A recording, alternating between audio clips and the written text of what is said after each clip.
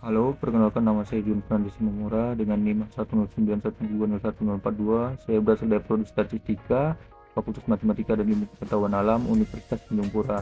Di sini saya akan berikan sedikit resume dan testimoni manfaat mengikuti kuliah umum di program studi Statistika dengan judul Peningkatan Luaran Penelitian dan Pengabdian kepada Masyarakat selain publikasi ilmiah bidang statistika.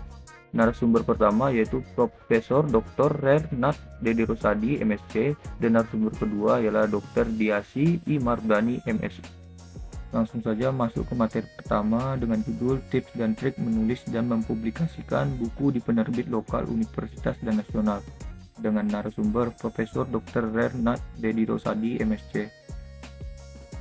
Baiklah, langsung saja saya sampaikan poin penting di materi pertama, yaitu yang pertama, tujuan penerbitan buku, memenuhi kewajiban akademik, memperoleh angka kredit, memperoleh royalti buku, menyampaikan keahlian dan kompetisi penulis ke masyarakat. Dan yang poin penting kedua, bentuk kerjasama dengan penerbit, yang berarti dalam layanan parsial, yang kedua layanan lengkap, yang ketiga layanan konversi dan parafrase karya tulis di lingkungan kampus menjadi dokumen buku. Dan yang ketiga, tips dan triknya. Pertama, penerbit nasional menyukai buku dengan pangsa pasar luas. Yang kedua, buku wajar untuk mata kuliah tertentu. Buku referensi dan monograf sebaiknya dipublikasikan ke penerbit universitas. Yang ketiga, untuk keperluan internal, guna pemenuhan kewajiban akademik, dapat bekerjasama individu dan atau institusi dengan pencetakan atau layanan ISBN atau EISBN plus penerbitan. Dan yang keempat, penerbitan tidak harus penerbit IKP. Yang kelima, jika royalti bukan tujuan, penerbit saat ini cenderung menerbitkan dengan sistem PSSU. Begitu. Selanjutnya, materi kedua yaitu dengan judul proses pengajuan atau perolehan HKI dan paten dengan narasumber Dr. Diasi I. Mardani, MSc. Baik, selanjutnya adalah poin penting dari materi kedua ini. Yang pertama adalah hak kekayaan intelektual atau HKI adalah hak untuk menikmati secara ekonomis hasil dari suatu kreativitas intelektual. Yang kedua, HKI dibagi menjadi dua bagian, yaitu hak cipta atau copyright dan hak kekayaan industri. Yang ketiga, lingkung hak cipta. Yang pertama, buku, program komputer, perwajahan, karya tulis yang diterbitkan dan semua hasil karya tulis lain. Yang kedua, ceramah, kuliah, pidato, dan ciptaan lain yang sejenis dengan itu. Yang ketiga, alat peraga yang dibuat untuk kepentingan pendidikan dan ilmu pengetahuan.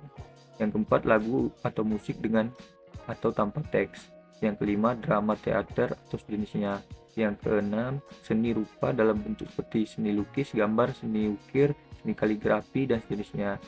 Yang selanjutnya, arsitektur, peta, seni batik, fotografi, sinematografi, atau dan yang lainnya, terjemahan, tafsir, saduran bunga, serampai, dan karya lain hasil perwujudan. Selanjutnya, yang keempat, jangka waktu hak cipta berlaku selama hidup pencipta dan terus berlangsung hingga 50 tahun setelah pencipta meninggal dunia sesuai dengan ketentuan dalam pasal 29 UU HC.